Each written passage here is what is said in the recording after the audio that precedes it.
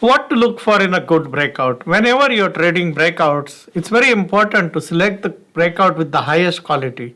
If you select a breakout with higher quality, you are likely to have a higher probability of the trade working. If you select breakouts which are lower quality or which have a lot of problems, then it is not going to work.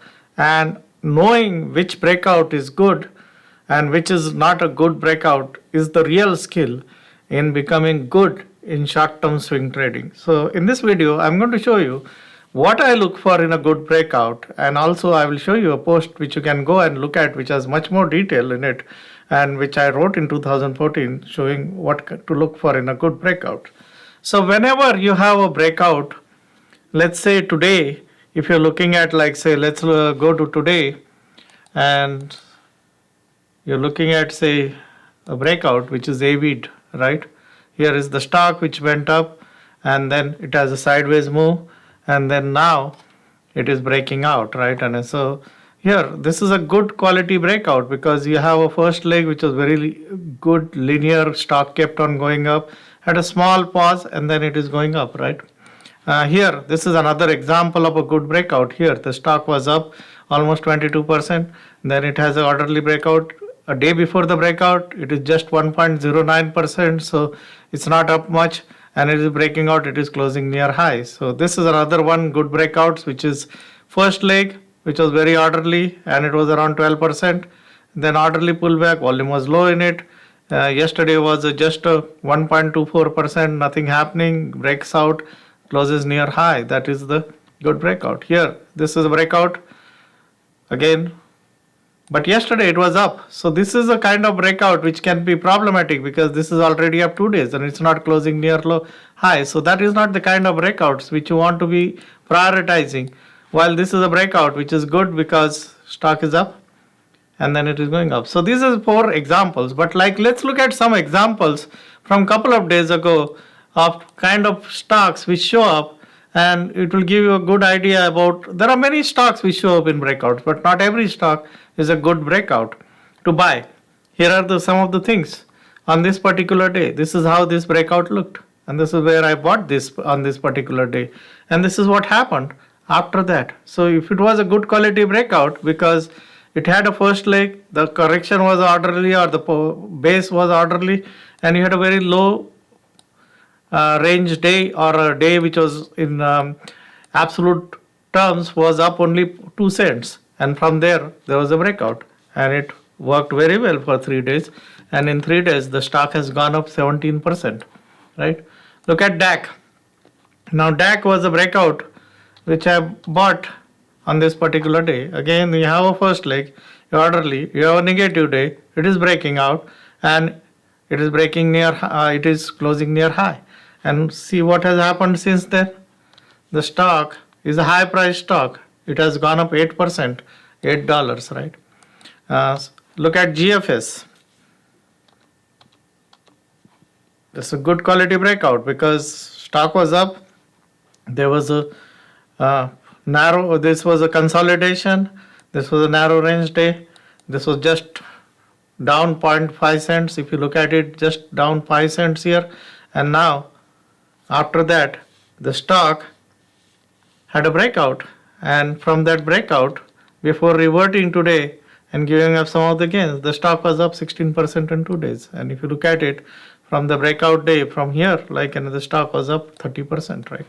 So now those are some of the good examples, or like this is again another good example of a breakout. Now, if you select the right breakout, then this is another example where, like say, this is the first leg, orderly sideways, it is breaking out, and then from there, the stock in 3 days has gone up 17%, right? In just 3 days, it is up 17%. Now, these are the kind of breakouts. If you develop your ability to find these good quality breakouts, then what will happen is your follow through on those breakouts happen, and then you make money. If you don't take a good quality breakout and you take breakouts which are poor quality breakouts, what happens is then there is a higher failure rate, and then it is going to lead you to having higher drawdowns. If you can do this well, and if you select only the A quality setups, then you see that like almost every one of your breakout will work. And then that gives you a high win rate. So what should you look for in a good breakout? This is a post which I wrote in 2014 on the public blog. And it gives you an idea as to what to look for in a quality setup with a complete detail.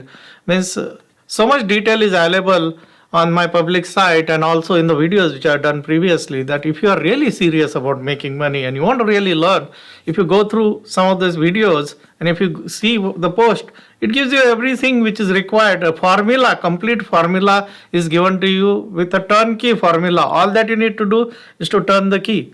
That is, but if you have the ability to go through this material and go through this and understand, then you can do this. If you are just looking for ready-made answers, then it is very difficult. So this is an example from 2014, and if you see, it explains how things happen, right? This is the important thing, is to look at stock should have a range expansion on breakout day. So stock should be going up, right? And a volume on breakout day should be higher.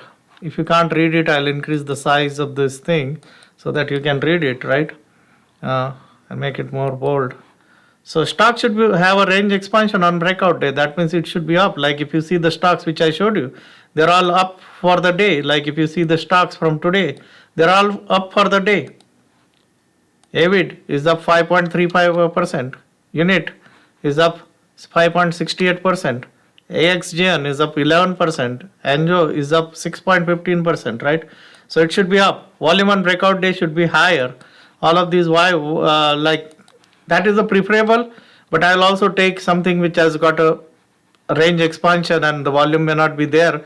In this case, the volume is not higher than yesterday, but it is higher than the last couple of days volume, right? Day before breakout should be narrow range day or negative day. Look at each of these day setups which I selected 3 days ago, and that's why I told you, like the setups which I showed you, these are some of the things which I selected 3 days ago, and you will see each of them had a narrow range day before their breakout, or a negative day, narrow or negative day. GFS, narrow or negative day, right?